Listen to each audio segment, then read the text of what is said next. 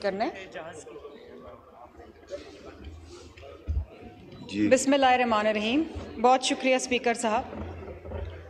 Sir, सबसे पहले तो मैं सदर मुमलकत आसिफ अली जरदारी साहब को मुबारकबाद पेश करूँगी कि वो पाकिस्तान की तारीख़ के वो पहले सिविलियन सदर हैं जिनको दोबारा इस ओहदे पर आने की इज़्ज़त अफजाई हुई है।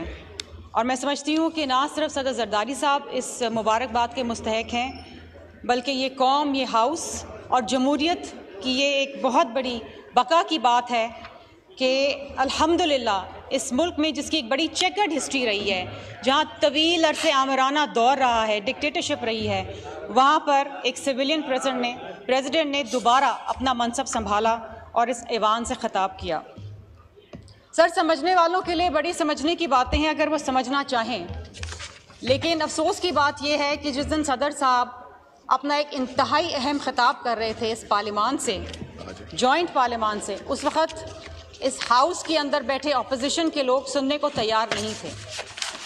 और कल जब यहाँ पर बात की गई अपोजिशन की जानिब से कि स्पीच में कुछ नहीं है, ये वही रिवायती सी स्पीच है, तो अगर वो सुन लेते या बाद में इसको पढ़ लेते तो इसमें से उनको वो चीज़ें मिलती जो शायद इनकी आगे की राह को हमवार करती। सर, इसमें एक इंतहाई अहम बात की गई है और वो ये है कि the choices we make today will determine our future. हम यहाँ बैठ के क्या चॉइसेस बना रहे हैं, हम यहाँ बैठ के क्या फ़ैसले कर रहे हैं, हम यहाँ बैठ के क्या बातें कर रहे हैं।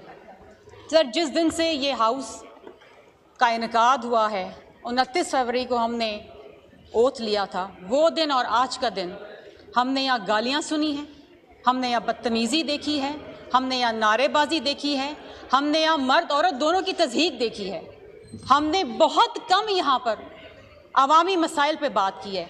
सदर मुमलकत ने अपनी इस स्पीच के अंदर ये बात कहा है कि इस पार्लिमानी साल के अंदर आप अपनी चॉइसेस का इनकाद करें और चॉइसेस वो होनी चाहिए जो पब्लिक नीड्स को तरजीह दें। सर, आज की तारीख के अंदर as we speak today our circular debt is 5.7 trillion. 5.7 trillion. Sir, आज Pakistan is making headlines for all the wrong reasons. इस मुल्क के अंदर किसान अपनी गंदम समेत सड़क पे बैठा हुआ है।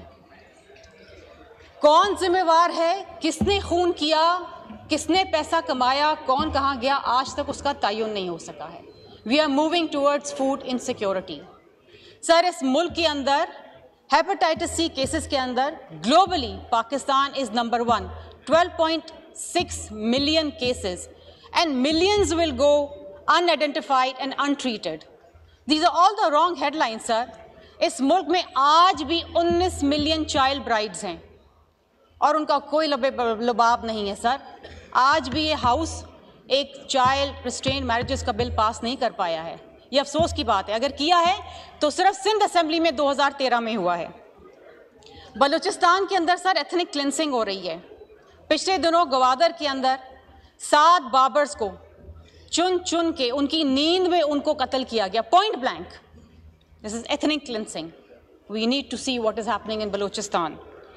सर, सैलाब ज़दगान आज भी बहाली के लिए मुंतज़र हैं, आज भी बहाली के लिए मुंतज़र हैं। सर, अनफॉर्चुनेटली इस वक्त जो हमारा फेडरल PSDP है उसके अंदर जो हमारा infrastructure development is only 0.4% of our GDP, only 0.4%। हम कोई डेवलपमेंट नहीं कर रहे। We are only in a survival mode. हम सिर्फ इंतज़ार करते हैं कि IMF का लोन कैसे आएगा, तो बजट कैसे बनेगा और हम आगे कैसे चलेंगे। सर, हम आज तक 1994 से लेके आज तक हम पोलियो नहीं ख़त्म कर पाए इस मुल्क के अंदर। We made headlines again because we again have samples of polio over here, sir. Sir, यहाँ पर 27 दिसंबर की बात की गई, मेरी शहीद रानी की शहादत के दिन की बात की और उनकी शहादत के बाद जो इस मुल्क में हुआ बात की गई। हाँ, हमें गुस्सा था, गुस्सा है, तकलीफ़ थी और तकलीफ़ है कि एक अवामी लीडर जो अपना सब कुछ छोड़ के, बच्चे छोड़ के इस मुल्क में वापस आई, इस मुल्क में जमहूरियत की बका के लिए उनको शहीद कर दिया गया। गुस्सा था आवाम में कि उनकी शहीद रानी उनसे छीन ली गई।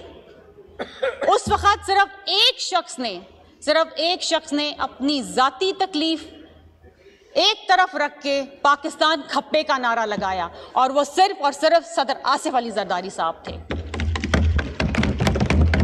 सर, ये होता है लीडर जो अपनी ज़ाती अना के लिए नहीं सियासत करता, आवाम के लिए करता है। शहीद बीबी ने अपनी जान का नजराना दिया। सदर आसिफ अली जरदारी साहब ने पाकिस्तान खप्पे का नारा लगाया और इस मुल्क को दोबारा जमहूरियत की पटड़ी पर चढ़ाया। आज जो सम्राट, ये ऐवान और हम सब जो देख रहे हैं, ये सदर आसिफ अली जरदारी साहब की कुर्बानियों का नतीजा है, शहीद बीबी की कुर्बानियों का नतीजा है। स्पीकर साहब, मैं आपको एक बात बताऊं कि जब पहली बार सदर आसिफ अली जरदारी साहब सदर मुमलिकत बने थे, उन्होंने एक तारीखी फैसला किया। अपने इख्तियारात इस पार्लिमान को दिए, अपने इख्तियारात पार्लिमान को दिए। कोई नहीं देता। यहाँ पर तो हमने डिक्टेटर्स को देखा है कि पावर यूसर्व कर ले, अपने कब्जे में कर ले, लेकिन उस सदर ने 18वीं तरमीम के जरिए ना सिर्फ वफाक को मजबूत बनाया बल्कि सूबों को मजबूत बनाया। सर, इस मुल्क के अंदर और भी बड़े नाकाबिले तलाफी नुकसानात हुए हैं। 2014 का धरना सबको याद है, एवरीबडी रिमेंबर्स दैट धरना। अपने इक़्तिदार की खातिर, अपनी अना की खातिर और मैं की सियासत की खातिर, सर उस वक़्त जो उस मुल्क को नुकसान पहुंचा, वो नुकसान पहुंचा है जनाब 547 बिलियन। उस धरने के दौरान 547 बिलियन का नुकसान पहुंचा सर इस मुल्क को। इस मुल्क का इमेज टानिश हुआ, पीटीवी के ऊपर हमला हुआ, सरकारी गैर सरकारी इमलाक को नुकसान पहुंचा, स्कूल्स बंद हो गए सर। 2 लाख स्टूडेंट्स अपना एकेडमिक ईयर शुरू नहीं कर पाए। उसका ज़ाला कौन करेगा सर? यहाँ खड़े होके ऐवान में अगर आपको आज अल्लाह ताला ने ये मौका दोबारा दिया है कि आप कुछ अच्छे काम कर जाएं, अच्छी रिवायत रख जाएं, तो क्यों ना करें। सदर जरदारी साहब ने यही बात की है कि despite all polarisation, let's come together for unity, let's come together for democracy, let's come together for the people of Pakistan। Sir, आज पाकिस्तान की आवाम हमारी जानिब देख रही है। आज पाकिस्तान की आवाम देख रही है कि हम इस ऐवान में उनके मसाइल का हल कैसे ढूंढते हैं, आज उनकी दाद रसाई कैसे होती है। आपके पास भी मौका है, हमारे पास भी मौका है, हम सबके पास एक मौका है। क्यों ना हम अपने ज़ाती इख्तलाफात भूल कर, अपनी ज़ाती रंजिशें भूल कर हम एक साथ इकट्ठे हों, अवामी मसाइल पे बात करें, अवामी मसाइल का हल ढूंढें। There are so many issues to be dealt with speaker साहब, सो मेनी इशूज़ कि अगर हम यहाँ पर बात करें, अच्छी रिवायात डालें, एक दूसरे का हाथ पकड़ के पाकिस्तान को इस माशी बहरान से निकालें, इस सियासी बहरान से निकालें। आए मिल के बैठें, इंतखाबी इस्लाहात करें, जुडिशल रिफॉर्म्स करें, अच्छी रिवायत बनाएं, अच्छी लेजिस्लेशन लेकर आएं, आपको फ़ायदा हो, हमको फ़ायदा हो, ताकि कल जीतने वाला फॉर्म 45-47 पे ना रोता रहे, कल आप भी अपनी जीत मना सकें और हारने वाला अपनी हार को भी तस्लीम कर ले। सारी अच्छी रिवायात डालें। सदर जरदारी साहब का यही पैगाम है कि your choices that you make today will determine your future. We need to make those choices for the people of Pakistan. We need to make those choices for our children. We need to make these choices for democracy, sir. और इसको समझें, समझने वाले अब इसकी रंजिशें छोड़ दें sir, ये चलती रहेंगी, ये चलती रहनी है, ये एक फ़ाल जमहूरियत की खूबसूरती है, लेकिन वो हद ना क्रॉस करें, उस हद को क्रॉस ना करें कि जहां आपके बच्चे और मेरे बच्चे ये सब देख रहे हैं, कल जब आपके बच्चे उठ के आपसे बदतमीजी करेंगे तो आप शिकायत करने के लायक नहीं रहेंगे। सो इस ऐवान के अंदर अच्छी रवायत डालें, अच्छे काम करें, अवामी खिदमत के लिए। अवाम ने आपको भी वोट दिया, हमें भी वोट दिया है। इस ऐवान को इसका ऐसा इमेज बनाएं, पाकिस्तान का ऐसा इमेज बनाएं कि कल हम फ़ख्र से कह सकें कि yes we are Pakistanis and we can do it. Thank you sir.